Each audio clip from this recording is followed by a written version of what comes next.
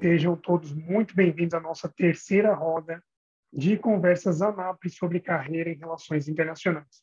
E hoje, a pedidos de muitos de vocês, nós temos um tema muito especial, que é a carreira no terceiro setor. Para isso, nós temos alguns convidados que também, na mesma medida, são extremamente especiais para a gente. Inclusive, eu agradeço a presença de vocês, o aceite, o engajamento. Nós ficamos muito felizes de tê-los aqui. Mas antes das apresentações, eu queria agradecer em especial a equipe ANAPRE, que está fazendo parte aqui, a todos que compõem ali o nosso staff, né, o nosso corpo, que torna esse evento e todos os outros e as nossas iniciativas possíveis. Aqui em nome da Jéssica, aqui em nome da Leia, em nome também do Ítalo, em nome da Elaine, em nome de todos os outros que fazem parte, que não puderam estar presentes aqui agora. Tá bom, pessoal? E só comentando bem rapidinho, a ANAPRE, ela é o ente que representa o profissional de relações internacionais, tanto de maneira institucional e principalmente na entrega de ferramentas para que vocês consigam se desenvolver na carreira de vocês, individualmente e, consequentemente, impactar no âmbito coletivo, nas relações internacionais, para que nós tenhamos cada vez mais representatividade, para que nós tenhamos cada vez mais espaço, mas para que nós também, individualmente, saibamos como trilhar as nossas próprias carreiras, quais habilidades desenvolver, como nos capacitar, como nos aproximar de oportunidades e como extrair o melhor do networking dessa comunidade que nós estamos consolidando cada vez mais. Então, em nome da ANAPRE, eu, Nilo Scandaroli, agradeço a presença de todos vocês que estão aqui ao vivo e a todos vocês que vão assistir posteriormente também. Agradecer principalmente o Giovanni Del Prete, que é o nosso speaker hoje, aceitou conversar conosco sobre a carreira, sobre a trajetória dele e também a Vitória Lemes, ela que está estudando relações internacionais e já tem início de carreira brilhante, mas eu não vou adentrar muito nas apresentações, eu vou deixar que ele se apresente. Então, por favor, pessoal, prometo que eu vou parar de falar, tá? E antes de passar a palavra para você, Vitória, pessoal, eu vou mandar aqui no chat um formulário que todos vocês, sem exceção alguma, vão preencher, tá bom? Esse formulário, além de dar acesso aos certificados, ele também nos traz conteúdo para que nós consigamos oferecer cada vez mais eventos e ações que ataquem as dores e os problemas de vocês. A gente consiga resolver exatamente aquilo que vocês buscam para consolidar, para construir a carreira de vocês. Então, isso é muito importante para a gente. Por favor, preencham. Nós estamos em 25 aqui. Eu quero 25 respostas, tá? Por favor. E mais adiante, eu vou falar também sobre como vocês podem participar no grupo da ANAPRE, que por enquanto está acontecendo de maneira gratuita, através de um grupo no WhatsApp, enquanto nós estruturamos tudo, né? Todas as ações estão sendo gratuitas. Então, aproveitem, participem, engajem, conversem e extraiam o melhor que existe do networking ali naquele grupo, porque é um conteúdo multidisciplinar sensacional. Tá bom? Bom, eu vou fechar meu microfone. Vitória, por favor, fica à vontade para se apresentar. Em seguida, apresentar o Giovanni também. E vocês podem começar a dinâmica. Bom, muito obrigado. Bom, boa noite, pessoal. Como já disseram, eu sou a Vitória Lemes. Eu tenho 21 anos. Atualmente, eu estudo Relações Internacionais nas Faculdades Metropolitanas Unidas, FMU, aqui em São Paulo. Bom, eu trabalho na Rede Brasil do Pacto Global da ONU, que é a maior iniciativa de sustentabilidade corporativa do mundo, sendo que nela participam mais de 20 mil empresas em 164 países, divididas em 70 redes locais. E aqui no Brasil, nós somos mais de 1.800 empresas participantes, o que nos torna a segunda maior rede local. Se não me engano, a primeira é a França. Bom, então o Pacto Global em si mesmo, ele é um chamado para que as empresas alinhem suas operações e estratégias nos 10 princípios universais em direitos humanos, meio ambiente, trabalho e anticorrupção. E para isso nós nos dividimos em plataformas de ação para trabalhar tais temas. Então, eu sou estagiária da plataforma de ação contra a corrupção, que ela é responsável por promover o ODS 16, que é responsável pela paz, justiça e instituições eficazes. Então, aqui na nossa plataforma, o nosso objetivo ela é conscientizar e engajar as empresas para que elas alinhem as suas operações no combate à corrupção. Só que, além de mim, dito isso, né, a minha apresentação, nós temos o nosso speaker, que já foi apresentado, o Giovanni Del Prete, que ele é internacionalista de paixão, profissão e formação. Ele é mestrando em Economia Política Mundial, pesquisando a geopolítica da Amazônia, trabalha na Secretaria Internacional da Assembleia Internacional dos Povos e além de ser militante do Movimento Brasil Popular. Então, se o Giovanni puder se apresentar. Com certeza. Obrigado, Vitória. Obrigado, Nilo, por essa abertura, apresentação. Boa noite a todos e todas. Primeiro, eu queria saudar aqui a felicidade de ver 27 pessoas reunidas, 7 horas da noite, para falar sobre o tema das relações internacionais, da carreira no terceiro setor, enfim, esse bate-papo aqui. Eu, como internacionalista, fico muito feliz de ver o interesse que tem as pessoas sobre a carreira, né, a profissão. Então, super importante, isso demonstra um compromisso com o internacionalismo, né, cada um aqui. Bom, gente, eu sei que é um bate-papo meio mais tranquilo, assim, né, não tem uma grande metodologia dura, né, mas fiquem à vontade aí, Nilo, Vitória, para ir falando o que eu devo falar mais ou menos, me cortar aqui, porque, como toda pessoa que estuda relações internacionais, eu sou faladeiro e a gente fica meio sem freio, né? Então, a gente é meio palestrinha. Então, para evitar qualquer chateação aí às 7 horas da noite da nossa maravilhosa audiência aqui, então, fiquem à vontade para mandar uma mensagem privada, alguma coisa aqui. Eu não estou olhando o WhatsApp agora, então manda no privado aqui mesmo, e aí a gente vai se organizando. Bom, gente, eu acho que, inicialmente, acho que o melhor é a gente ir escutando as dúvidas e perguntas para a gente gerar esse debate, mas, no meu caso, das relações internacionais, por onde eu posso começar? Eu acho que tem tanto uma trajetória pessoal, mas acho que se alguém me falasse desde o começo que nas relações internacionais, para você ter um bom desempenho, independente da área que você vai trabalhar, se é terceiro setor, se é com as empresas, se é com o governo. Acho que tem 4 requisitos que são sempre importantes a gente ter em mente para ter um bom desenvolvimento disso, se, né, a gente deseja trabalhar nessa área. Eu acho que tem um tema da proatividade, eu acho que isso é muito importante, claro, em toda a profissão mas acho que tem um quesito a mais no caso do internacionalismo, porque as pessoas elas têm uma expectativa em geral das relações internacionais, que essa pessoa que vai viajar, vai participar de cursos, conferências, e não tem muita noção do que significa o seu trabalho entre uma viagem e outra. E a minha vida é uma grande loucura, eu achava muito glamouroso essa história da viagem, o que é muito bom, porque você conhece outras pessoas, de outras culturas, enfim, expande a sua visão de mundo, mas o exercício da profissão, verdadeiramente, as reuniões em outros países é um pedacinho da coisa. O que pega mesmo é o cotidiano, e no cotidiano você tem que ser proativo, porque infelizmente, né, comparado com outras profissões, tem poucos profissionais de relações internacionais. Então, quem trabalha nessa área, consegue entrar numa carreira de relações internacionais, trabalha nessa área, tem que trabalhar dobrado, eu imagino assim, para conseguir defender a área de relações internacionais e desenvolver tudo que ela permite. Porque é uma área complexa, né? Eu, pelo menos na minha formação, também vai depender muito de universidade para universidade, mas na minha formação na Universidade Federal do ABC, o curso de Relações Internacionais ele tem 3 linhas mais gerais, que é do direito internacional, a ciência política e a geopolítica.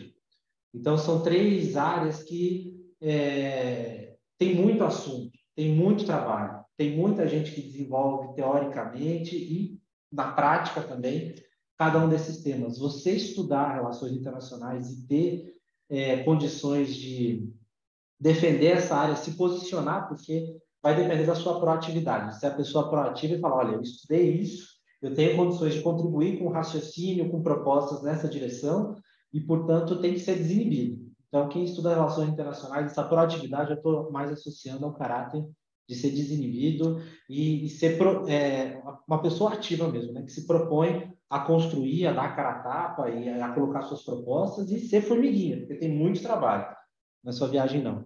Um segundo é um bom relacionamento pessoal. Isso é fundamental para você construir a sua própria rede de contatos. Você ser uma pessoa que, além das reuniões, participa do momento do bar. Acabou a reunião, todo mundo foi para um bar. Você vai também. Não só para beber, mas também para você criar essas relações, porque fora da reunião, você vai conversar com as pessoas num clima mais descontraído, num clima mais tranquilo, e é assim que você vai criando relações pessoais com cada pessoa que está nesse campo seu de atuação. E essas relações pessoais, elas são fundamentais para o desenvolvimento do seu trabalho. Porque todo internacionalista depende de uma boa rede de contatos para poder desenvolver seus trabalhos. Eu, por exemplo, eu hoje em dia tive meu dia inteiro de reunião, até coloquei aqui no fundo, né, tem um jornalista que é perseguido politicamente pelos Estados Unidos, vários países aí, chamado Julian Assange. O Julian Assange é o criador daquela plataforma chamada Wikileaks, que revelou muitos documentos, fotos e vídeos de crimes de guerra, né, violações de direitos humanos mundo afora, e expôs essas comunicações diplomáticas. E aí, hoje, meu dia inteiro foi reunião com entidades do jornalismo, Repórteres Sem Fronteiras, sindicatos de jornalismo do Brasil, com as pessoas do Wikileaks e os advogados do Julian, para estabelecer uma estratégia internacional, porque agora, no dia 11 de abril, vai cumprir 4 anos da prisão dele na Inglaterra. Então, a gente está fazendo um dia internacional de mobilização, combinando várias ações aí. Então, hoje, meu dia foi isso. Amanhã, dia 30 de março, é o Dia da Terra na Palestina, que é um dia muito importante para a luta palestina, onde as organizações palestinas sempre lembram de todo o ataque, né, que o povo palestino sofre contra a ala sionista, né, que está dentro ali de Israel, né, de expulsão e morte, genocídio. Então, amanhã, meu dia inteiro vai ser palestino. Para eu conseguir desenvolver esses temas, que são totalmente diferentes, eu preciso de uma boa rede de contatos. Cada uma delas tem o seu porquê, tem um lugar específico onde eu consegui criar essa relação, e muitas dessas redes, claro, além dos eventos formais, foi no momento da informalidade. Então, de participar das festas, do cafezinho, do churrasco, isso tudo faz parte do trabalho político, de você criar boas relações e, enfim, e relações de confiança mesmo. Isso é muito importante. Terceiro, idiomas. É fundamental o inglês e o espanhol. Se você, como parte básica, assim, né? Eu, quando me formei, eu não falava fluente nenhum dos dois idiomas, também para tranquilizar o coração de quem ainda não tenha conseguido, mas vá atrás, isso é um dever seu, do inglês e o seu espanhol estarem calibrados para você realmente poder ampliar sua rede de contatos, o seu trabalho, a sua inserção internacional, poder ir para outros países, ter condição de se comunicar e ser entendido, né?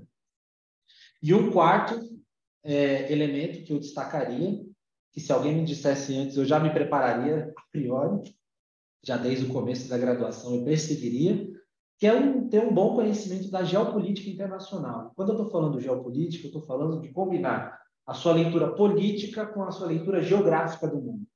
Todo país do mundo tem um porquê de ter um interesse estrangeiro com aquele país. Então, entender quais são as reservas de petróleo, quais são as reservas minerais, energéticas, qual é o papel daquele país naquela região, geograficamente dizendo, por que que esse país é relevante, por que que esse país não é relevante na conjuntura internacional. Você ter essa dimensão holística, vamos dizer assim, do mundo, baseado no fato político e geográfico, isso é super importante para você ter base para poder conversar e expandir suas relações. Então, se alguém me dissesse que esses 4 elementos são fundamentais, eu acho que desde o começo da minha graduação eu procuraria fortalecer esses 4 temas, né? A proatividade, um bom relacionamento pessoal, idiomas e conhecimento de geopolítica. Eu diria que isso seria um início aqui para a conversa. Claro, poderia entrar aqui mais em aspectos pessoais, como que eu entrei por que eu fiz relações internacionais, por que eu trabalho no trabalho hoje, mas acho que isso vai ser parte da conversa aqui, para ter tempo para a gente conversar. Acho que eu já diria que isso seria uma abertura para a gente ir trocando uma ideia aqui. Acho que é isso, inicialmente.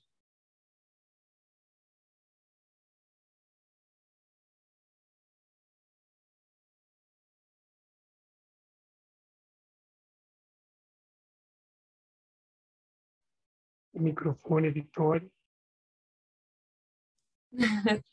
Desculpa, pessoal, meu microfone estava fechado. Então, agora eu posso fazer.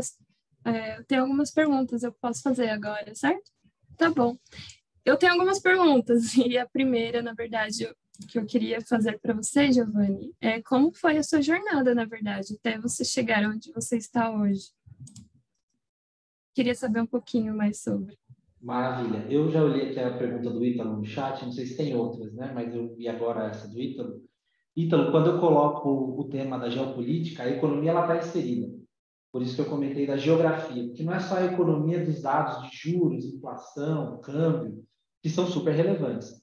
Mas quando eu falo da parte da geografia, é dessa geografia política mesmo, né? Que tem a ver com as reservas de petróleo, água, dos bens da natureza que são fundamentais para a reprodução do capitalismo, né? Então, não existe, por exemplo, por que a Amazônia ela é um tema tão internacional? Exatamente porque é a maior reserva de água doce do mundo, né? Das maiores florestas latifoliadas para o sequestro de carbono, enfim, uma série de interesses que estão combinados com a realidade geográfica do território. E isso vai te trazer elementos da economia, da política, das relações internacionais. Então, nunca perder a dimensão da geografia combinada com a política, que daí vai vir a economia e todos os elementos. Mas tem um foco da geografia que eu vejo em alguns cursos de relações internacionais, sobretudo que tem mais um viés voltado para comércio exterior, por exemplo, que perdem essa dimensão da geografia.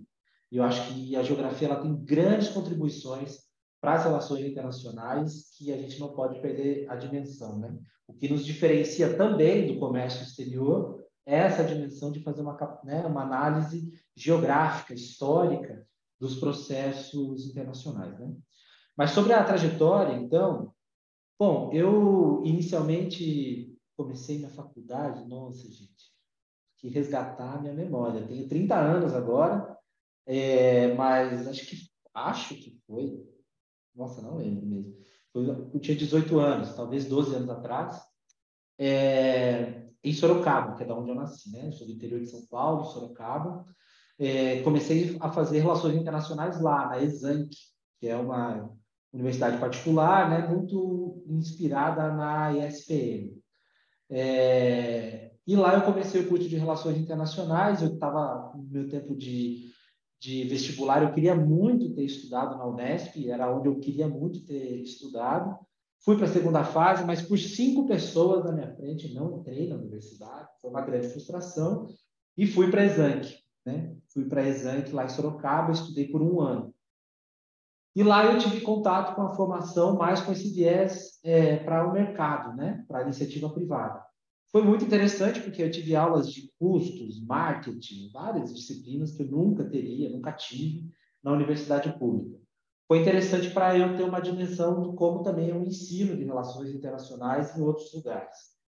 Só que aí no final daquele ano que eu estava estudando, eu resolvi prestar o Enem porque eu queria um desconto, queria entrar para o FIES, eu queria um desconto porque a mensalidade era muito cara. E aí, quando eu prestei esse Enem, eu fiz o Enem, no fim eu consegui a pontuação necessária para entrar na UFABC. Então, quando eu já não estava planejando mais sair de Sorocaba, ocorreu a oportunidade e fui para a Universidade Federal do ABC, estudar em São Bernardo do Campo. Aí morei por 5 anos em Santo André, entre o tempo de terminar a graduação e também de já ter começado a trabalhar, né?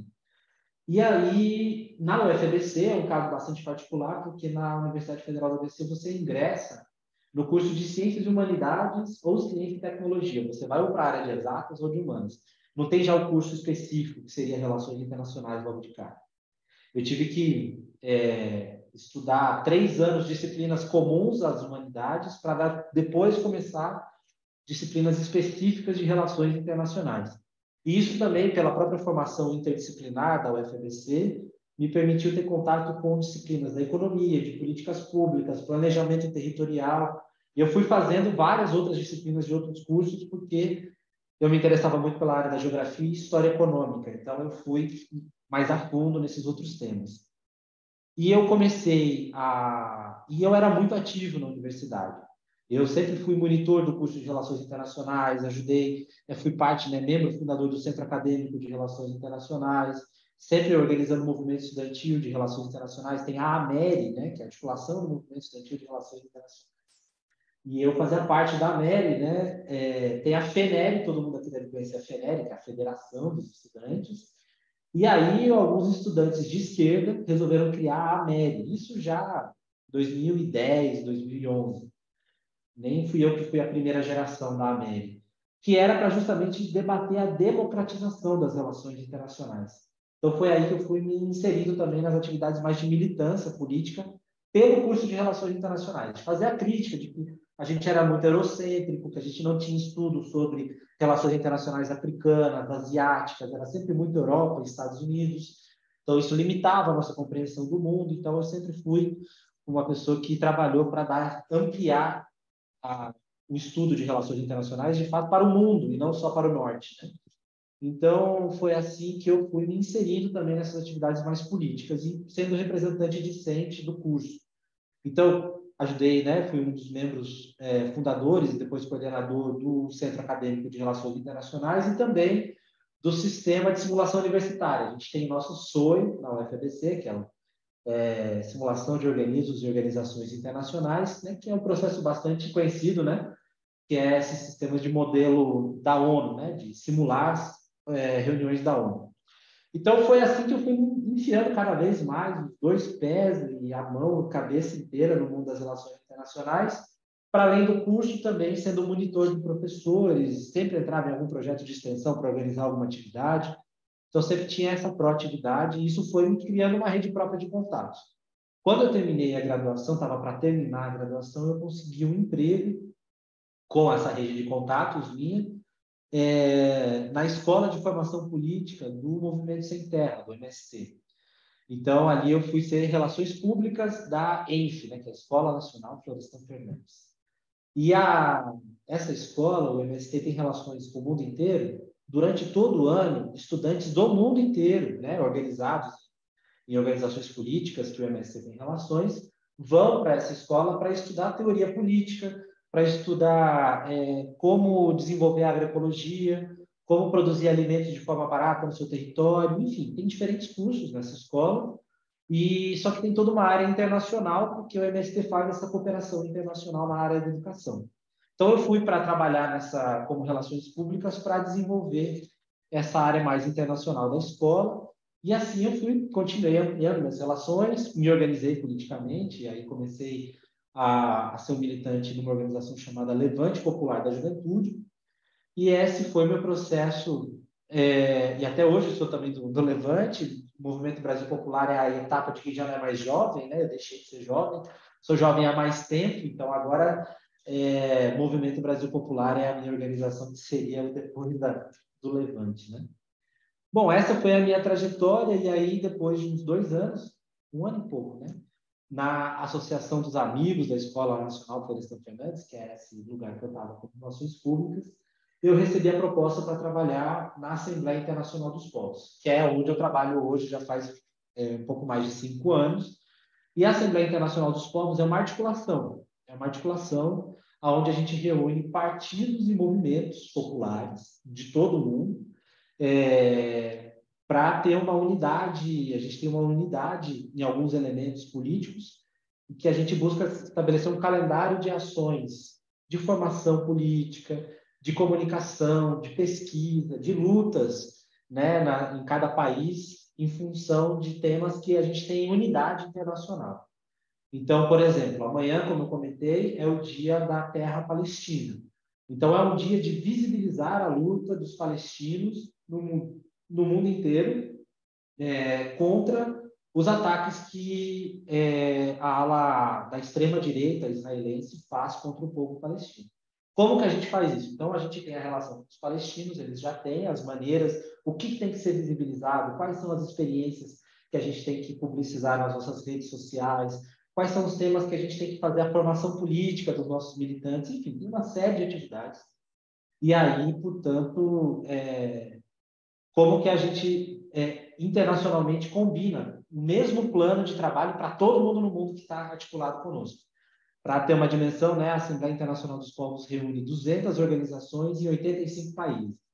Então, o meu trabalho na Secretaria Internacional é ficar em contato com as secretarias regionais. Então, a gente tem, pelo mundo, 6 regiões, a gente dividiu o mundo. Eu estou na Secretaria Internacional. Então, o meu trabalho é dialogar diariamente com essas 6 secretarias para que a gente esteja afinado internacionalmente na mesma estratégia de comunicação, de educação, de pesquisa e de mobilizações nas suas regiões.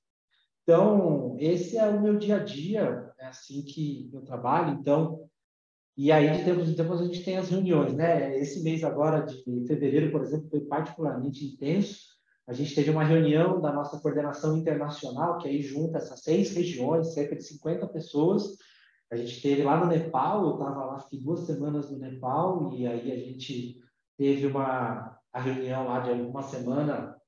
Eu fui antes, né, porque tem que organizar, acontece a reunião, todo mundo vai embora. O meu trabalho é assegurar que todo mundo foi embora, com todos os acordos feitos e tudo mais, e depois, então, eu chego primeiro e vou embora depois. Né? E depois a gente teve uma outra reunião de trabalho com essas secretarias regionais, que foi na Venezuela. Agora eu voltei, agora faz uma semana na Venezuela, que foi também um trabalho nosso para reunir esse esforço internacional e organizar esse calendário de ações internacionais. Bom, acho que isso seria um pouco do meu dia a dia, como que eu cheguei aonde eu estou trabalhando hoje. Como eu comentei, aqueles 4 pontos do início foram fundamentais para estabelecer uma trajetória dentro da área de relações internacionais, que eu sei que não é fácil conseguir, a gente precisa dizer isso também, mas vai depender de cada uma, de desenvolver também essas capacidades para você ir se metendo e achando as oportunidades para se desenvolver nessa área, né? Bom, pessoal, podem mandar suas perguntas. Após a exposição do Giovanni, nós vamos abrir, né, para as perguntas que vocês vão mandando. E uma coisa que eu queria saber, Giovanni, era sobre as habilidades essenciais e como você conseguiu desenvolvê-las. Se você puder falar um pouco. Eu vi aqui que o rei da Suede abriu o microfone. Não sei se você ia falar alguma coisa. Eu queria fazer uma pequena intervenção, mas sem atrapalhar a agenda, como foi combinado, sobre a questão do Dia da Terra, exatamente. Eu queria dar minha contribuição nessa. Olha só que maravilha. Bom, vou só responder essa pergunta, acho que a gente já pode engatar depois nessa também. Aí vai virar um tema da Palestina aqui, olha o risco. Mas o que eu não vou achar nada ruim, porque como internacionalista a gente tem que estar bem por dentro disso também, é parte dos nossos trabalhos.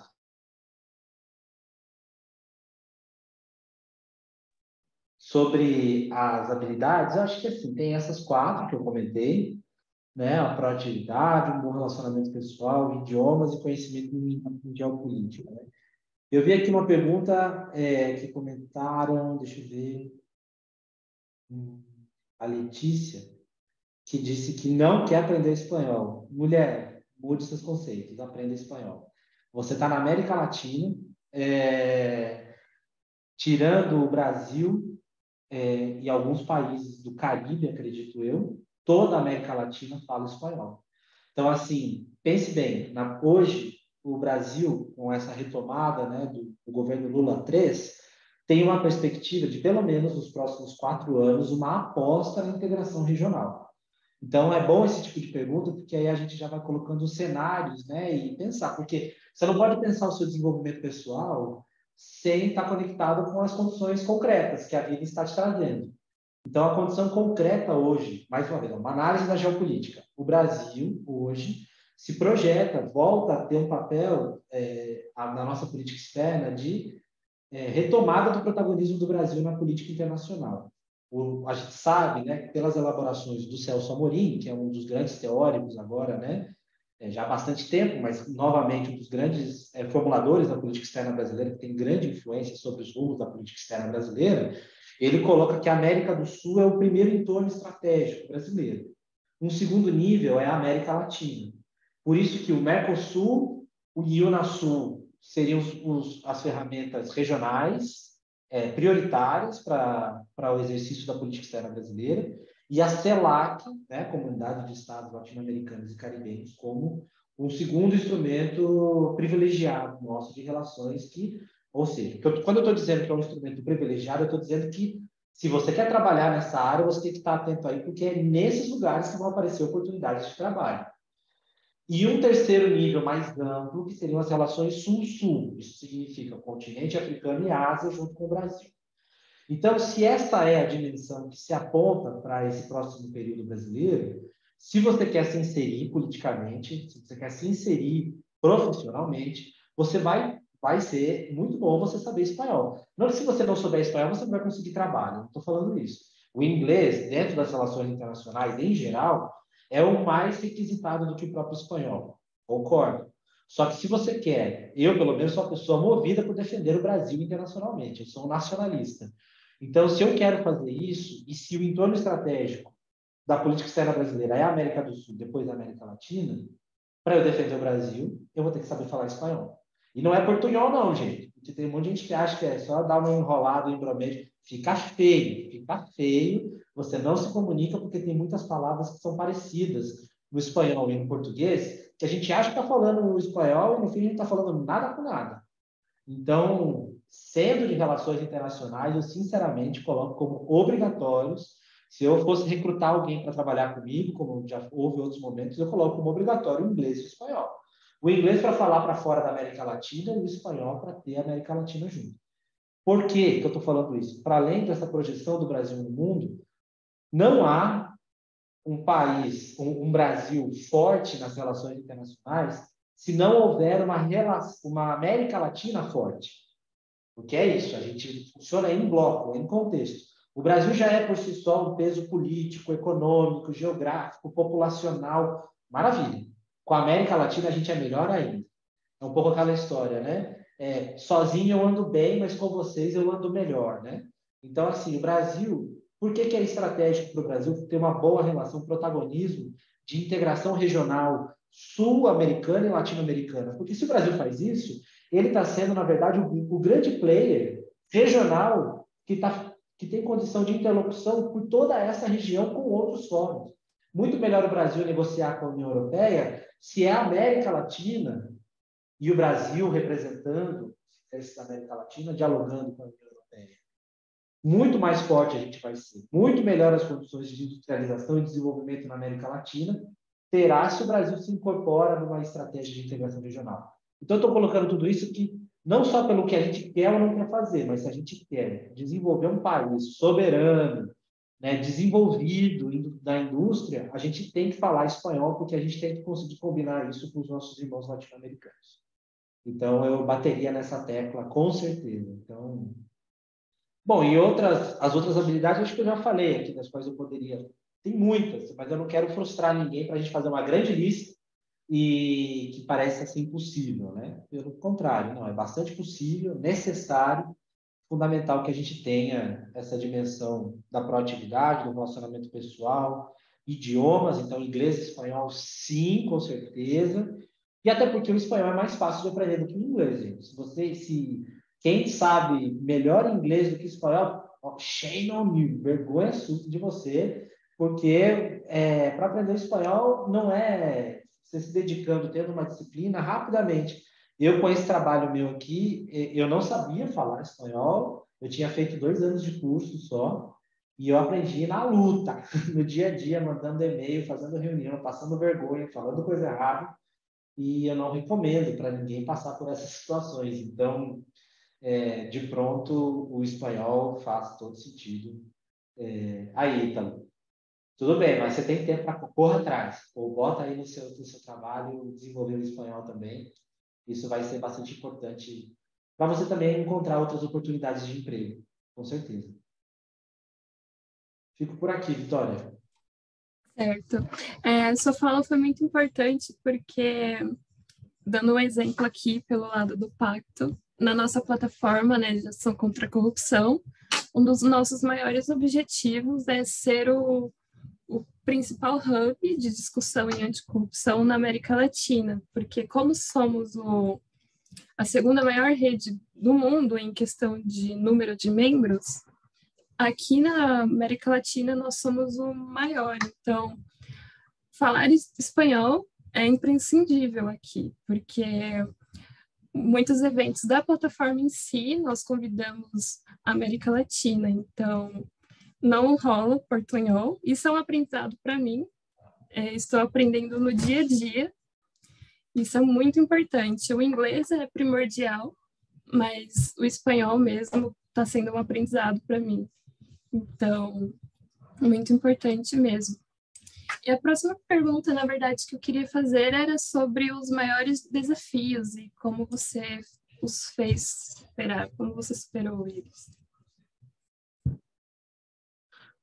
Bom, acho que o maior desafio que eu encontrei foi exatamente por não ter uma rede já de profissionais de relações internacionais, então eu não tinha uma NAP naquele tempo que pudesse reunir e tirar dúvidas sobre o dia a dia da profissão, porque no meu trabalho, e isso é um desafio permanente, na verdade, você se depara com assuntos muito novos que você nunca viu na sua vida e que você é convocado a opinar, você é convocado a planejar esses temas, executar e avaliar a execução de temas que você nunca se envolveu. Então, ter uma capacidade de ser pessoa, essa coisa do proativo. Você viu um tema que parece ser importante no seu trabalho, você tem que ter a proatividade de buscar informações, pelo menos as informações mais básicas que todo mundo sabe, menos você.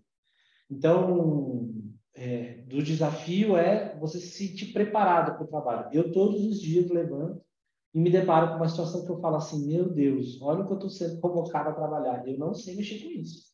Eu não sei, e não se desesperar. Então, tem que ter calma, paciência, e você já tem que, né, construir as suas próprias formas de consultas. Hoje em dia, me ajuda muito essa rede de contatos que eu acabei estabelecendo nesse tempo de trabalho, que é saber para quem eu tenho que perguntar, dependendo do tema que eu tenho que tratar. Então, inicialmente, quando eu estava começando com essa campanha de solidariedade com o Julian Assange, comentei desse jornalista, eu não conhecia nada sobre liberdade de imprensa, liberdade de expressão, direito à informação, quais são as organizações mais reconhecidas internacionalmente, qual é o trabalho que a ONU faz sobre isso. Isso tudo foi um trabalho. Quando caiu para mim, meu chefe falou assim, você que vai cuidar dessa campanha. Eu falei, tá bom, deixa comigo. Mas, assim, por dentro eu estava um pouco desesperado, porque eu não sabia mesmo nada.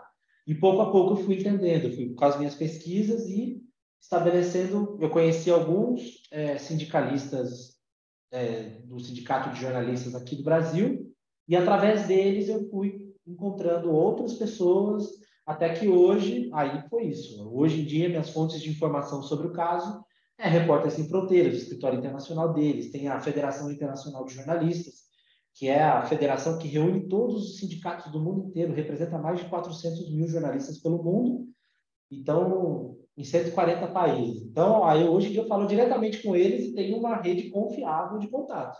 Mas, inicialmente, se eu me desesperasse e falasse para o meu chefe, não, eu não vou fazer isso porque eu não sei. Eu poderia ter falado isso, mas hoje em dia eu já não teria criado essa rede de contatos. Entendeu? Então, assim, você tem que ter paciência, ao mesmo tempo que cotidianamente você vai enfrentar desafios, seja de comunicação, por conta do idioma, porque tem uma cultura política diferente em outro país.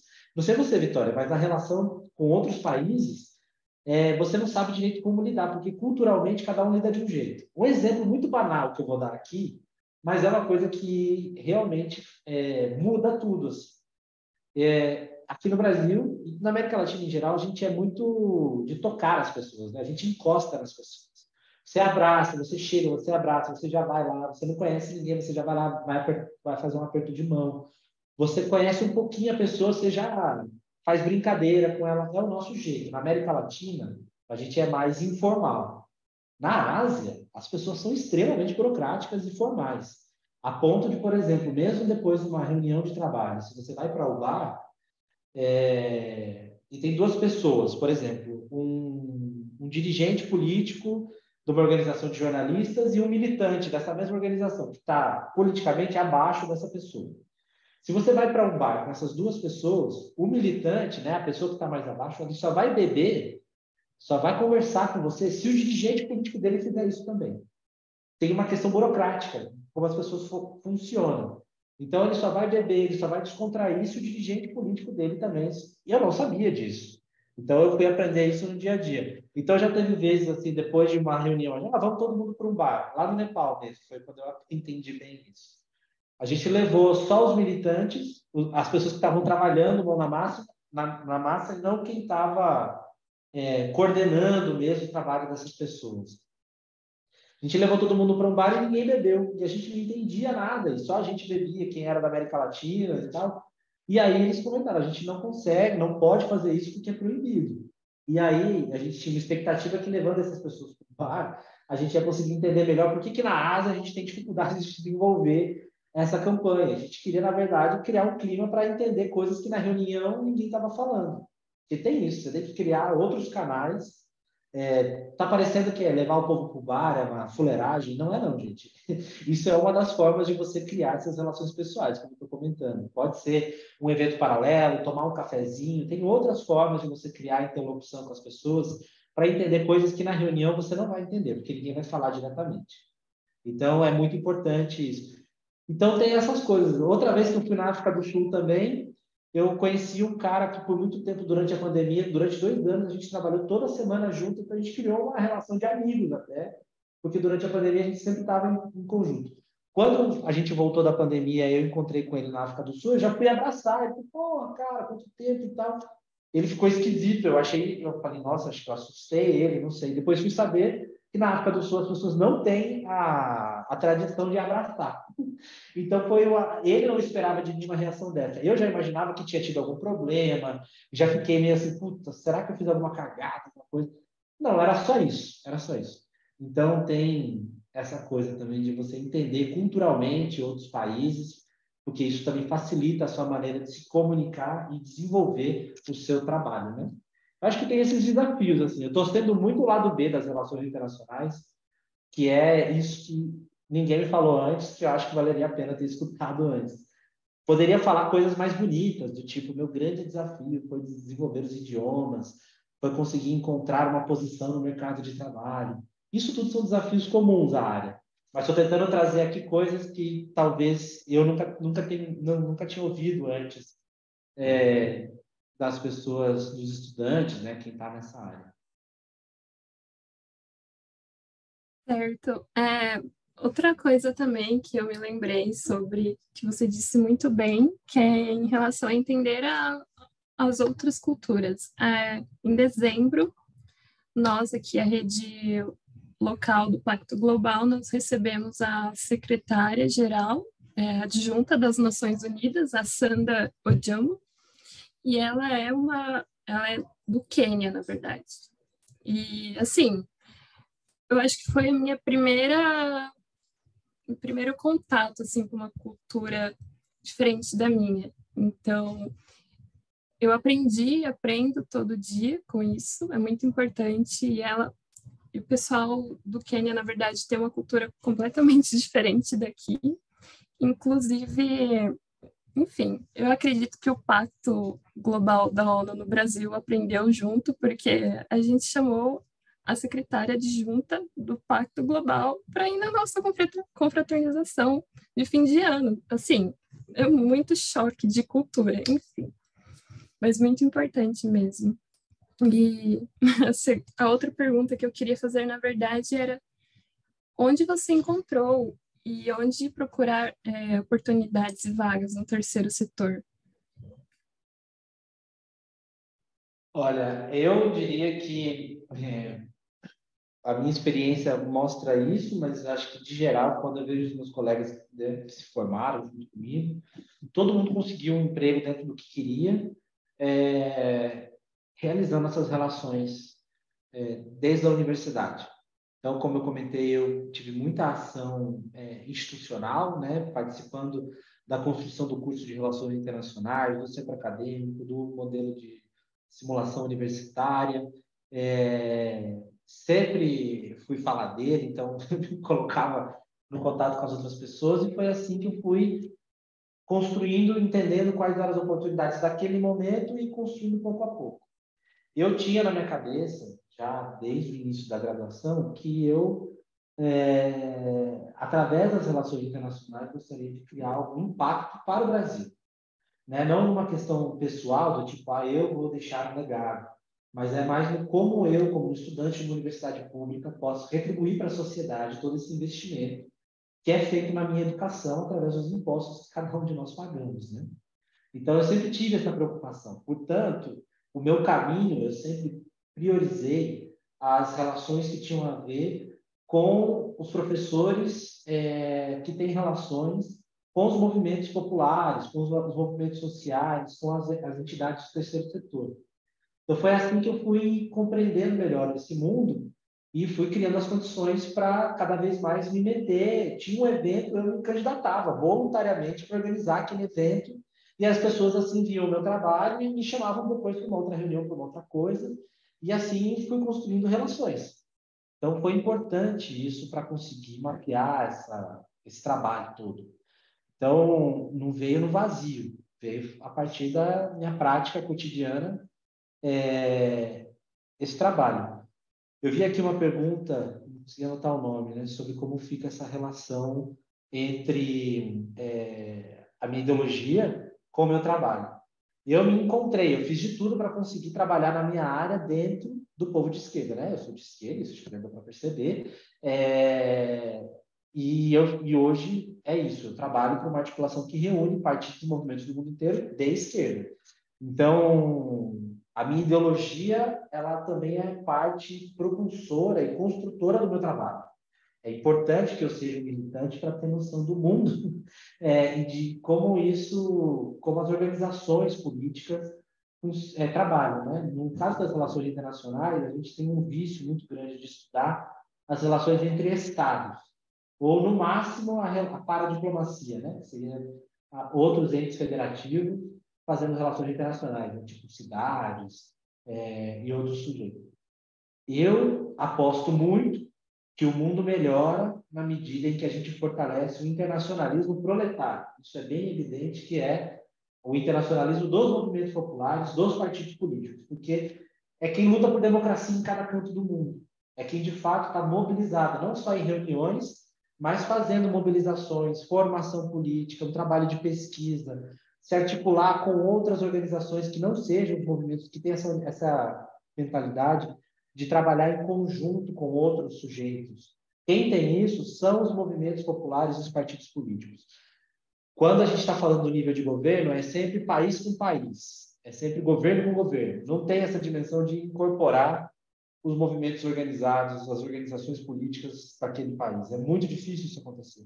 No Brasil, a gente teve, no outro governo Dilma, a gente ainda teve um esboço do Mercosul social, que era a ideia de integrar exatamente as organizações sociais do Mercosul para pensar em uma plataforma de democratização na América Latina.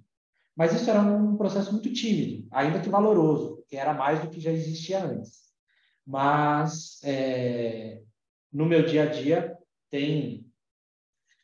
é isso, por exemplo, eu não consigo, como internacionalista, me calar diante da violação dos direitos humanos dos palestinos.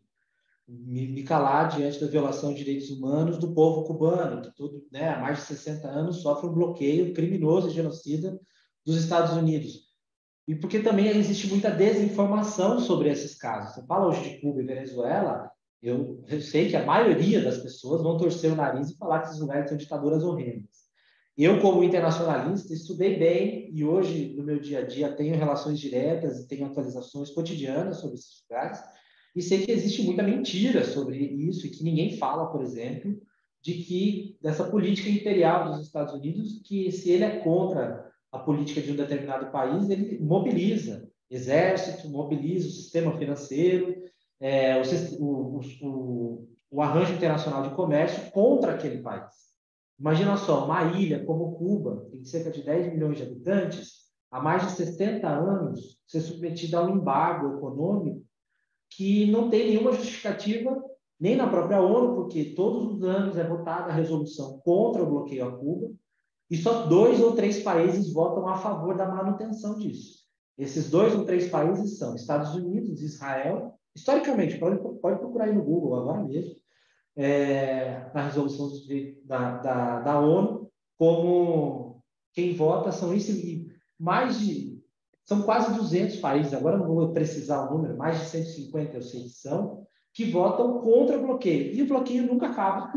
Então, se a gente falar se a gente aposta como relações internacionais que a ONU é um espaço de construção da paz, que afinal para isso que ela foi criada, como é que uma resolução dessa, que sistematicamente, ano após ano, só 2 ou 3 países votam pela manutenção e mais de 150 países votam contra o bloqueio, qual é o papel da ONU nisso, então? A ONU não vale de nada? Eu, como quem estudou de relações internacionais, eu acho que não. A ONU tem que valer de alguma coisa, afinal, a gente precisa de paz do mundo.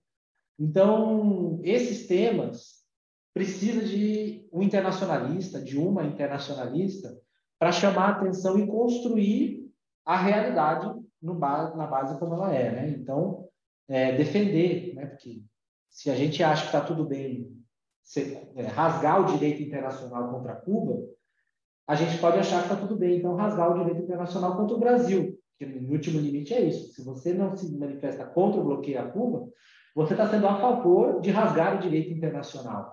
E eu estou fora, eu não estou fora. Então, acho que tem essa dimensão, sabe, de a solidariedade com Cuba, na verdade, é a solidariedade com o próprio Brasil, porque a gente está defendendo o direito internacional em última instância. Com certeza. Sobre a pergunta, né, também eu queria acrescentar que aqui para o Pacto Global, mais focado na área de estágios, que é onde eu atuo, uma forma assim que geralmente os estagiários fizeram aqui foi, na verdade, deixar o CIE, porque é onde a gente faz as admissões atualizadas, né? E também movimentar LinkedIn, fazer networking, e isso é muito importante, principalmente depois que você entra no Pacto Global, ele abre muitas portas e o LinkedIn é o principal local, assim, onde você recebe as comunicações, onde você faz o networking mesmo. Então, se eu fosse pontuar alguma coisa, seria isso. E a última pergunta, na verdade, que eu queria fazer para o Giovanni, é como fazer para ser visto e notado por elas, né? Mesmo com pouca experiência. Ser visto e notado, você diz, com as vagas, as oportunidades? Isso. Gente, acho que tem a ver com isso. É muito um planejamento próprio do que é que você quer, qual é a área que você quer percorrer, sem ter um pensamento muito fechado, porque inicialmente, com as relações internacionais, o que eu visualizava é fazer, né, a prova do Instituto Rio Branco e dar no Itamaraty e servir ao Itamaraty. Até hoje tenho essa vontade, de tempos em tempos eu faço essa prova, tudo, mas eu entendi que para eu trabalhar nessa área, e enfim, minha família não tinha condições de pagar esses grandes cursinhos, tipo Clio da vida, que é super caro, né, para você poder se preparar para a prova do Itamaraty e poder ingressar na instituição, eu entendi que eu tinha que travar meu próprio caminho e poder selecionando as oportunidades que foram me aparecendo, batalhando por elas dentro dessa minha linha política, né? Que para mim era muito importante, como eu comentei, de ter um vínculo de uma relação internacional que fosse popular, que estivesse conectada com o Brasil, com o povo brasileiro. Então, entendi que o meu caminho era esse, de me aproximar dos movimentos populares, me aproximar dos partidos políticos, e a partir disso, entender, porque todos os partidos políticos e os movimentos populares têm um setor de relações internacionais. Todos eles têm. Como toda organização internacionalista tem, né? Então, existe esse caminho. Não é o melhor salário do mundo, você vai encontrar esse seu negócio é dinheiro, vá atrás da iniciativa privada. Eu já digo isso. Porque Isso é onde você vai encontrar, mas eu não me sentiria bem todo dia acordando. Eu sei que aí eu teria problemas psicológicos, e eu não queria ter esses problemas psicológicos, em trabalhar todos os dias para uma empresa que tivesse reforçando um esquema do tipo Nestlé. A Nestlé tem vários problemas de apropriação da água e cacau mundo afora. Eu não me sentiria bem trabalhando num lugar onde o meu trabalho seria fortalecer esse esquema de exploração. Mas isso é coisa minha, cada um faça o seu juízo de valor e essa consciência. Então, ainda que eu tivesse um salário bom, eu saberia que o meu salário está sendo pago exatamente porque em algum lugar ou as pessoas são submetidas a salários muito baixos ou a regimes análogos à escravidão, como tem várias denúncias mundo afora. A gente sabe disso, né? A gente tem que ter essa realidade. Então, eu não ia topar com isso, porque aí não ia dar certo. Eu poderia até ganhar bem, mas eu ia gastar muito em coisas psicológicas e também para ser um alienado, porque eu não ia poder saber muito da realidade do mundo, porque eu ia saber que em algum momento ia estar lá a minha contribuição negativa para a história. Então, acho que tem isso. Você tem que ter a dimensão do que é que você quer na vida, o que é que te move. Porque você ser um internacionalista, é isso, você vai estar abrindo trincheiras, você vai estar batendo cabeça, você vai estar sendo contra a maré. Isso é uma dimensão verdadeira, né? Porque, como eu comentei, são poucas pessoas que são formadas na área, então tem poucas empresas estruturadas para, de fato, empresas e organizações estruturadas para ter um profissional de relações internacionais. Então, você tem que ter esse espírito de proatividade e de entregar, fazer entregas. E para isso você tem que saber o que é que te move. Você não vai ficar fazendo entregas, ser proativo com coisa que você não quer fazer. Então, é isso. Saiba o que você quer e dentro disso estabeleça quais são os próximos passos que você deve construir para enfrentar esses desafios. Porque é construindo o que você quer que você vai trabalhar com o que você quer, né? Então, é muito importante você ter essa realização profissional que também se combina com a sua realização pessoal.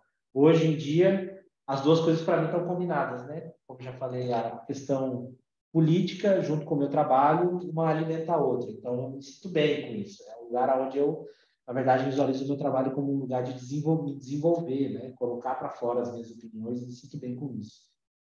Acho que é isso. Maravilhoso. Se eu pudesse complementar alguma coisa com o que eu perguntei, aqui no Pacto Global, é uma coisa que, para estagiários, ele é bem notado. Na verdade, é os trabalhos voluntários. Se você faz algum trabalho voluntário, e também trabalhos extracurriculares da faculdade. Por exemplo, eu participei de alguma simulação da ONU. Isso é importante, é legal ter no currículo também. E aqui a gente vê com bons olhos, né? Isso. Então, se eu pudesse complementar algo sobre isso, é isso. Então, eu acho que agora nós vamos abrir para as perguntas, né? Que o pessoal foi mandando no chat. Eu posso ler elas, né? Tem alguém que quer complementar alguma coisa? Pode. Certo. A primeira aqui que eu vi é a do Ítalo, que é perguntando se em economia você também acredita que é importante ter um conhecimento sólido dessa ciência? É para você, Giovanni. Essa eu já respondi. E foi ali com o tema que eu estava comentando, que o tema da geografia é super importante incluir nas nossas análises do mundo, né? E aí, se você incluir a geografia, por consequência, você já vai ter os dados econômicos também. Então, portanto, eu entendo que o prioritário seria os temas políticos e geográficos, por isso geopolítica. E aí, a economia já estaria inserida nisso, né? Chamando muita atenção para a geografia. Certo. Deixa eu ver a próxima pergunta. Vitória, licença. Vai ter uma pergunta para você aqui. Acho que o Giovanni já respondeu. A próxima seria para você. Ah, certo. Aqui, ó, uma dúvida: como é feito o processo de aceite das empresas ao Pacto Global? Como é feito o convite direto da organização? Ou se é possível iniciativa direta? Certo. Bom, para participar do Pacto Global, na verdade, as empresas elas têm que escrever em uma carta modelo, onde a alta liderança da empresa ela vai assinar essa carta modelo, e após isso ela é encaminhada para o setor aqui do Pacto Global, que entra em um processo de avaliação, e após esse processo de avaliação, você pode participar, né, das plataformas temáticas, na qual cada empresa pode participar. São 3 pontos focais por empresa, então, e tem uma anuidade, na verdade, que você tem que pagar dependendo do tamanho da sua empresa. Se você é uma PME, tem um valor diferente. Então, em linhas gerais, é isso.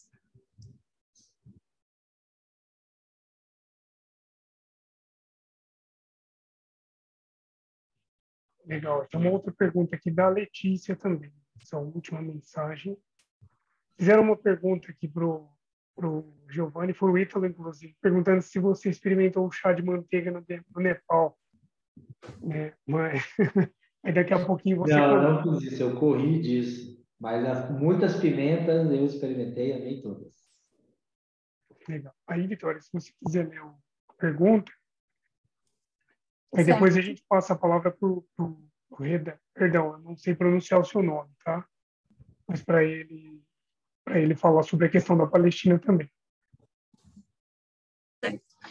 Na verdade, chegou aqui uma pergunta da Letícia sobre como se preparar para o terceiro setor, no sentido de que, por exemplo, eu devo escolher um cargo em específico em determinada organização internacional e preparar meu currículo e minhas habilidades para esse cargo exclusivamente? Se eu fosse dizer, acho que vale a pena ficar atento aos cargos que te interessam, você olhar sempre o escopo da vaga, para você ter a dimensão de quais são os requisitos necessários. Eu não sei se mudou, porque atualmente eu não tenho olhado muito, feito esse trabalho de olhar essas vagas, mas geralmente, ainda mais no sistema ONU, qualquer agência, sempre as vagas têm um requisito de tempo mínimo de trabalho com relações internacionais. Sempre tem lá. Precisa ter 3 anos de experiência, 4, 5 anos de experiência para essa vaga. Então, isso foi o que me movimentou inicialmente. Quando eu comecei a trabalhar na escola, que eu tinha comentado, na Escola Nacional Florestan Fernandes, foi uma oportunidade que eu topei, principalmente porque me colocava já em experiência com a área de relações internacionais. Eu estaria começando a construir esse vínculo com a área para poder falar, olha, já trabalho tanto tempo com isso. E isso foi em 2016. Então, desde então, é o tempo que eu trabalho na área. Então, é importante olhar para as vagas que te interessam para você saber quais são os requisitos que você tem que se preparar. Isso te ajuda no seu planejamento pessoal também, né?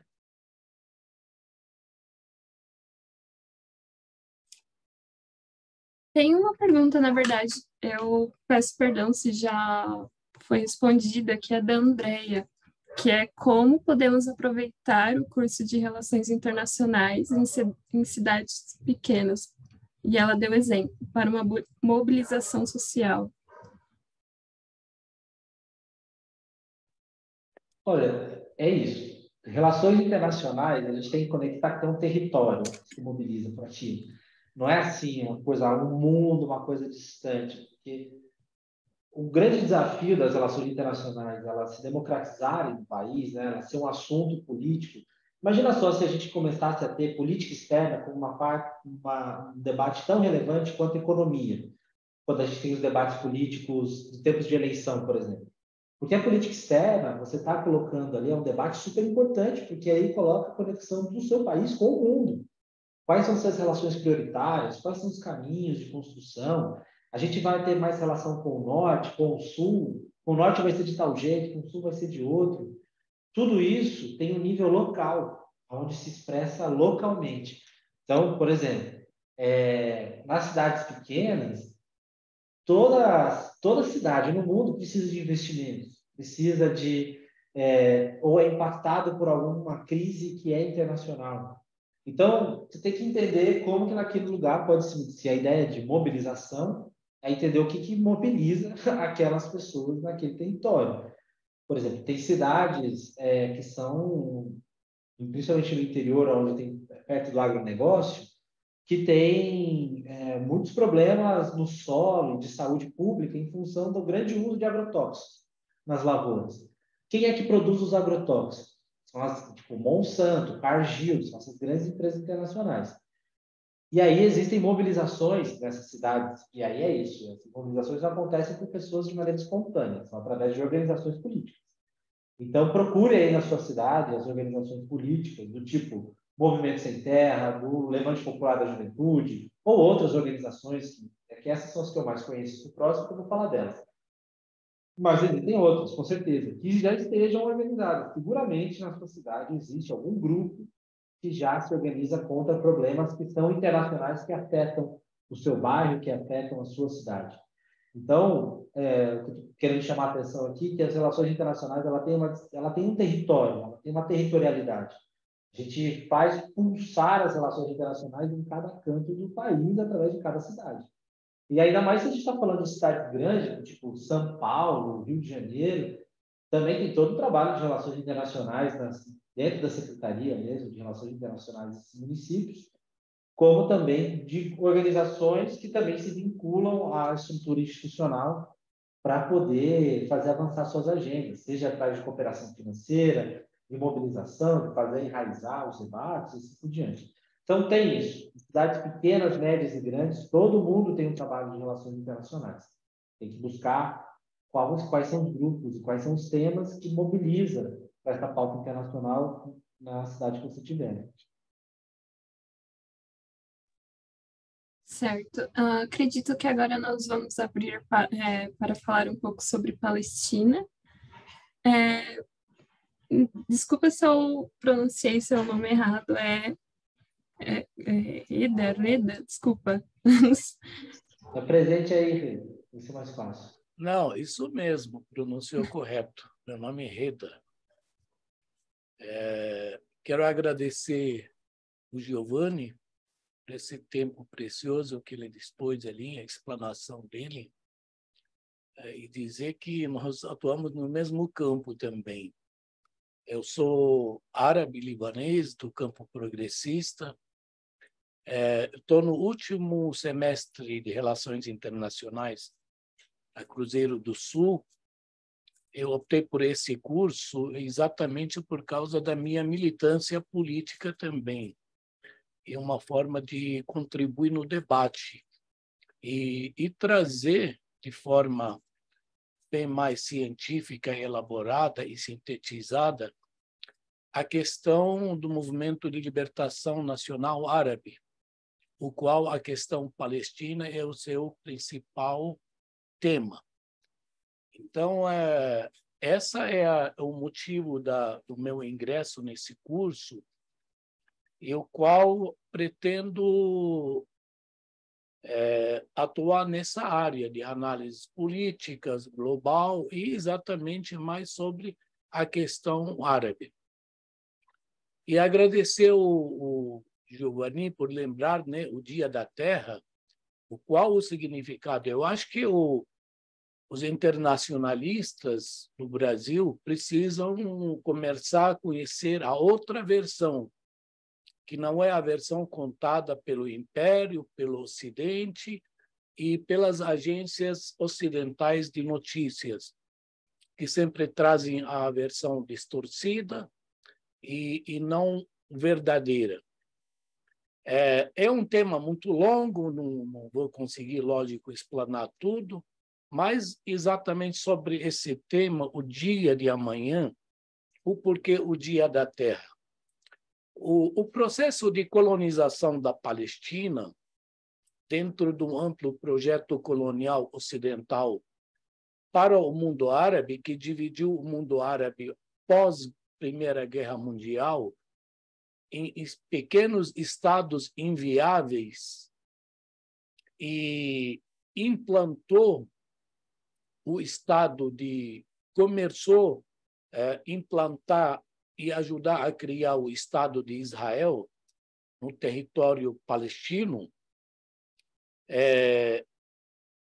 já em 1948, quando foi criado esse Estado, após um amplo genocídio que dizimou mais de 500 cidades, aldeias palestinas, e expulsou, naquela época, 700 mil palestinos que foram se refugiando nos países vizinhos da Palestina, e assim seguiu-se até a Guerra de 1967, quando o Estado sionista de Israel expandiu suas fronteiras e expulsou mais uma leva de palestinos de dentro de seus territórios. Para os sionistas naquela época, achavam que a questão palestina ela estava liquidada, que não haveria nenhum tipo de resistência e que o projeto deles irá avançar. A data de 30 de março de 1976, os palestinos remanescentes nas suas aldeias e lugarejos, dentro do que passou a ser chamado de Estado de Israel, para a surpresa do mundo, esse dia marcou um dia de resistência do povo palestino que veio mostrar ao mundo que os palestinos existem e que apagar a sua luta, a sua memória, tentar esconder os genocídios que aconteceram em 1948 e a expulsão dos refugiados, essa data ela foi crucial não só para os palestinos, mas para todos os povos árabes e os movimentos de libertação nacional no mundo todo, de que a causa palestina ela existe, persiste, e que o povo palestino se mantém na sua resistência. Esse dia foram confiscadas milhares de hectares de terras dos palestinos, foram assassinados 6 palestinos a sangue frio, e essa data ela se juntou a várias datas. Você não passa uma semana que você não tem uma data a ser comemorada pelo povo palestino. Essa é a grande verdade. Mas essa data, principalmente, passou a ser chamada de Dia da Terra, é por causa desse acontecimento. Só para não me estender muito, né, agradecer os companheiros, e me coloco à disposição para a gente discutir dentro desses grupos esse tema, né, ampliar muito mais essa discussão, dizer ao companheiro Giovanni que eu sou muito próximo também do pessoal do MST, sou amigo pessoal do Marcelo Buzetto, André Dutra. Eu já palestrei uma vez na Escola Florestan Fernandes, a convite do pessoal do MST, e recomendo, inclusive, para quem se interessa pelo tema, o livro do Marcelo Buzetto sobre a questão palestina. Para quem tem interesse, se chama A Questão Palestina, exatamente. Essa é a capa do livro. Quem tiver interesse, eu recomendo. É um livro bastante interessante, de alguém que conhece o tema bem de perto, viveu, viajou à Palestina, conviveu e convive até hoje com essa questão, esse tema. Fico por aí, agradeço a todos por ouvirem e até uma próxima. Sensacional. Muito obrigada pela sua apresentação. Pessoal, quem quiser acrescentar algo, falar alguma coisa rápida, vocês sintam-se à vontade. Só fazer um comentário enquanto o povo toma coragem aqui. Eu coloquei aí no chat um site que é esse meio de comunicação internacional que a gente tem aqui no trabalho, que é exatamente uma equipe de jornalistas espalhada pelo mundo inteiro, produzindo notícias sobre os diferentes temas que a gente não vai ver na grande mídia, né? na mídia ocidental, como disse bem o Reda aí, que tem uma narrativa mais, vamos dizer assim, para certos temas, você não pode... essas mídias ocidentais, elas não saem... Sempre repetem a mesma coisa e muitas vezes cheias de mentira. Então, é importante a gente ter um contraponto. Então, aqui, para quem quiser treinar o inglês e ter atualizações de notícias internacionais, People's Dispatch, seguramente vocês vão ter aí um bom lugar uma fonte de informação para vocês compararem com vocês mesmos essas informações, sobretudo com temas mais sensíveis, do tipo Palestina, Cuba, Venezuela, mas aí tem informação do mundo inteiro. Então, vale a pena ficar de olho aí nas redes do People's Dispatch também. Vou deixar aqui também, como vocês viram no meu nome, tá aqui é o site, né, da Articulação para o Trabalho, Assembleia Internacional dos Povos, então, IPA, né, que é International People's Assembly, ifeaip.org. Ali também vai ter as atualizações, a gente tem as redes sociais também, para vocês se manterem atualizados desse nosso internacionalismo, que a gente opera no mundo inteiro aí também, em conexão com várias organizações. Acho que é isso. Não sei se tem algum comentário, pergunta. Algum comentário, pessoal?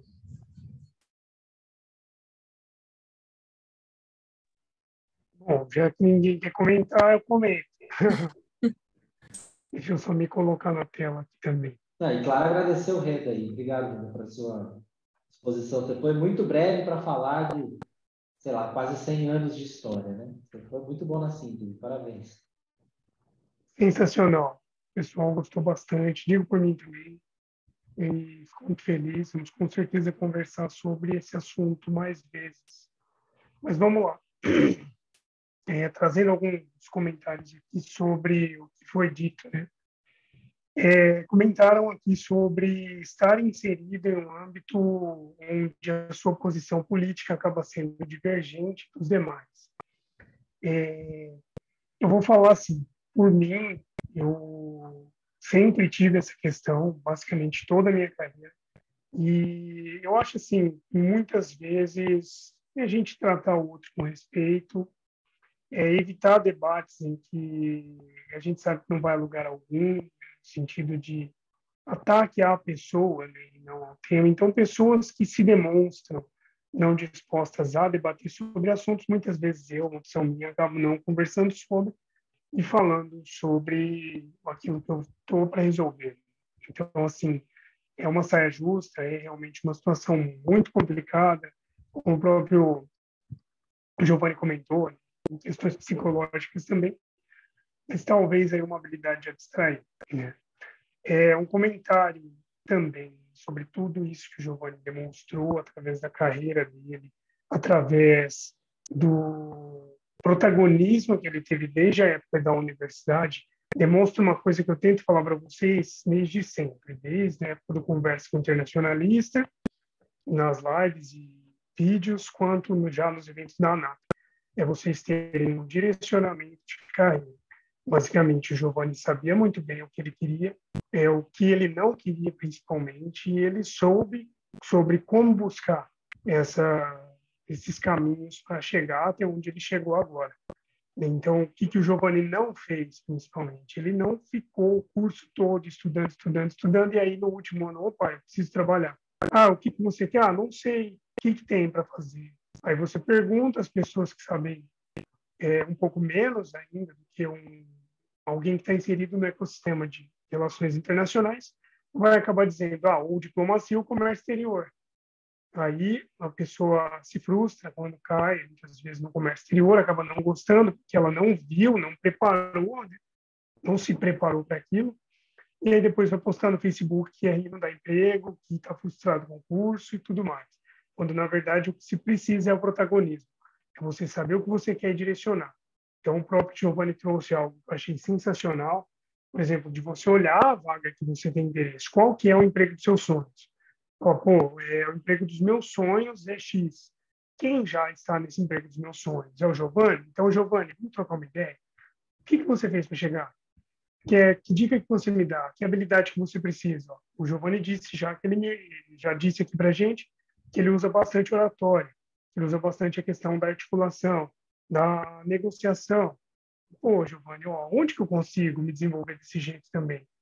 Você fez algum curso? Você leu algum livro? Eu li. Então, isso é muito legal, até complementando ao que a Vitória disse, no sentido do próprio networking. Networking é habilidade, pessoal, que pode ter chat, GPT, pode ter robô, pode ter tudo que ninguém vai tirar da gente. A capacidade de relações. Eu até vi uma reportagem hoje, né, sobre quais empregos esse chat está comprometendo a partir de agora. Né? E isso é uma coisa que nós aqui podemos bater no peito. Por mais que a grande parte diga que aí não dá emprego, mas ninguém vai tirar da gente essa questão do relacionamento, das relações que nós somos capazes de executar, né? Da parte artística das relações, nesse sentido, né? Pedindo licença poética para citar a arte como isso que a gente faz, né? Capacidade analítica e multidisciplinar, né? E eu achei muito legal mesmo nesse sentido, Giovanni, a sua trajetória. Você trouxe bastante para o pessoal a questão de protagonismo, que é algo que você acredita, é algo que você construiu e fez muito sentido para você, que não necessariamente precisa fazer sentido para o outro, precisa fazer sentido para o cara que está buscando diplomacia, né? Então, nesse sentido também, a questão que eu sempre comento da inovação. Pô, se tem vagas de comércio exterior e diplomacia e as demais não existem ainda, mas nós temos um olhar para inovação suficiente para conseguir enxergar um olhar internacional, que cada internacionalista ali atuando naquele campo de trabalho onde nós gostaríamos de atuar. Até brinquei com o pessoal esses dias. Gente, no futuro eu vou trabalhar na CrossFit Games, né, na organização do CrossFit. Né? Pô, você acha que não precisa de um internacionalista lá? Claro que precisa. Nem que foi num sentido de brincadeira, mas existe essa ampla possibilidade. E o que eu quero que vocês entendam, o Giovanni também quer, acredito que a Vitória também, é que dá, pessoal. Dá mesmo. Mesmo que você passe um pouco apertado, tenha que trabalhar com uma coisa que no começo você não goste, para você projetar o seu objetivo, para você se preparar e atingir essas vagas, né? Mas é possível. E aí a última pergunta da noite, já encerrando a minha fala, porque eu falo demais, vamos supor, essas pessoas, né, que já se formaram, que não tiveram esse protagonismo, Giovanni, e Vitória também, como vocês acreditam que eles conseguem fazer a transição de carreira? Por exemplo, pô, eu trabalhei no comércio exterior por necessidade, não era uma área que eu gostaria de ter trabalhado, mas o meu sonho é terceiro setor. Só que já fazem 3 anos que eu estou formado e eu não sei como que eu ingresso agora. O que eu faço?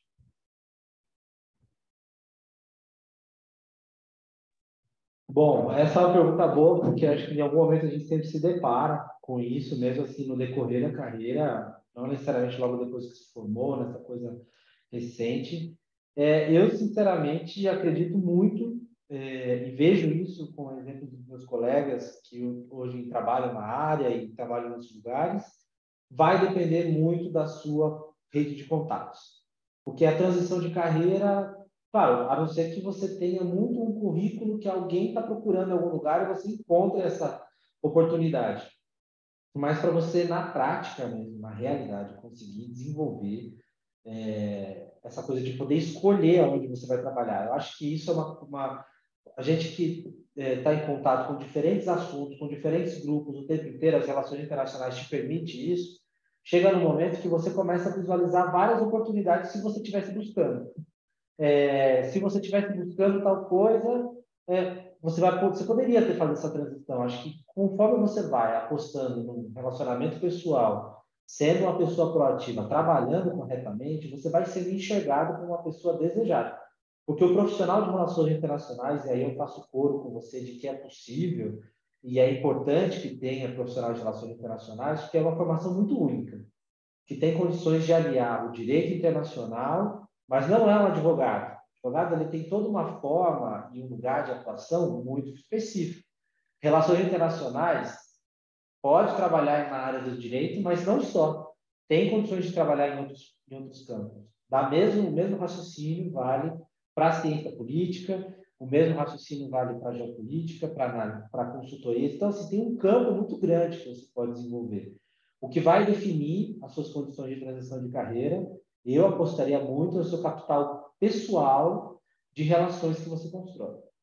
E aí, por isso a importância de você ser uma pessoa proativa e bem relacionada, porque na medida que você visualize que você tem que ter uma transição de carreira, você vai saber aonde buscar. Pelo menos, não que já seja, se você já não tem a vaga já logo de cara, tem uma vaga em tal lugar, eu sei com quem eu tenho que falar para entrar nesse lugar. Às vezes você não tem esse nível de contato, isso é difícil de acontecer, né? Mas você sabe para quem perguntar dentro desse mundo que você quer ir trabalhar, você tem alguém que pode te ajudar, te aconselhar, faz tal coisa. Vai depender da sua rede de contatos para você conseguir se reposicionar. Se não for logo de imediato para já cavar uma vaga, você vai saber o que é que você tem que fazer na sua vida para se preparar para aquela vaga que você quer. E eu acho que é isso, a rede de contatos é o fundamental.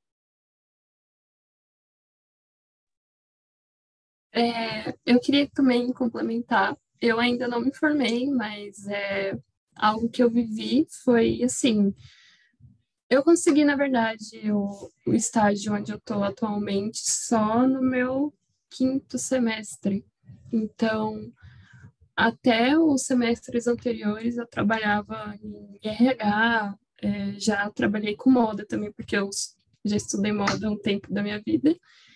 E então, mas o meu sonho, na verdade, sempre foi trabalhar no Pacto Global. Eu já conheci o Pacto. E o que eu fiz depois que eu saí da empresa que eu trabalhava foi começar a pesquisar as habilidades que eles procuravam. Eu olhava os, é, as vagas que tinham em aberto e eu ia pesquisando as habilidades em comum, assim. E o principal era, sei lá, o inglês intermediário, e eu não tinha. Então, eu comecei a ir atrás, eu comecei a estudar mais o inglês. Eles, na verdade, eles também gostam muito de pessoas multifacetadas. Então, é uma pessoa que tem conhecimento em design, sai na frente. Então, eu comecei a estudar mais e também a seguir pessoas nas redes sociais que já trabalhavam na área e que davam dicas. Então, eu acho que isso me ajudou muito. E se eu pudesse dar um conselho, na verdade, seria esse, sabe? Vá pesquisando habilidades em comuns que essas vagas vão anunciando e vão se adaptando, sabe? Eu fiz isso, deu certo, e eu continuo aprimorando minhas habilidades e conhecendo outras coisas também, porque eu acho ruim uma pessoa que só foca em um tema e só estuda aquilo e não busca outros conhecimentos. Então, o que eu diria mesmo é isso.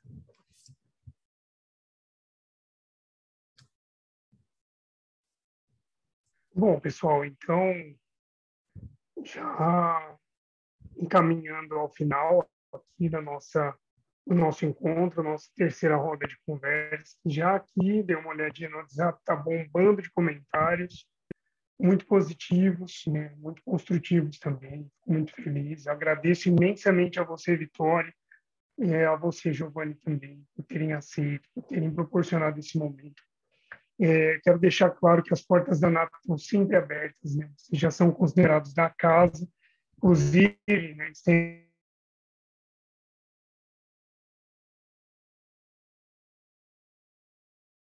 Nil, por algum motivo a gente não está te ouvindo. É cômodo para mim.